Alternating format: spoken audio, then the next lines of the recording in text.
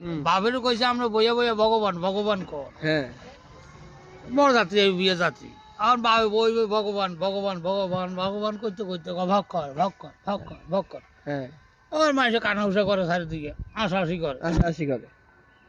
আমার কালিদাস পণ্ডিত একজনটা বলাই জিজ্ঞেস করলো, এরা ভাই তোমরা হাসাহাসি করো কেন, কি হয়েছে? কেন হাসাহাসি করে? কেন হাসাহাসি করে? কয় পণ্ডিত মশাই আপনার বাপে বসে বসে কি কি বলে এইগুলা? কই কি বলে? কি বলে? কয় শুধু গালাগালি করে। কয় কি গালাগালি করে? কয় হে মেয়ে শুধু খালি বসে বসে গেলে বক্কর বক্কর করে বক্কর বক্কর করে। কয়লা আর মশাইরা আপনার বুঝলেন না তো, ভয়তো ভগবান কয়তে কৃষ্ণ কুমার হয়তো হরি এই 3 অক্ষরে মিলে বক্কর বক্কর করে। তারা চিন্তা করছে কালিদাস পণ্ডিত কি পণ্ডিত, তার বাপ আরো বড় পণ্ডিত। আমরা 3 বার কন লাগে হাতে একবারে সারাই দেয় বুঝলেন। আলু কিন্তু শুনলে শোনা যায় এটা একটা বন, আসলে বর্ণ, এটা একটা গল্প। এখন বে কিছু বুঝলেন, হরের হক হরের কি বোধ, হরের অন্যায় এইখানে বোঝে না কে?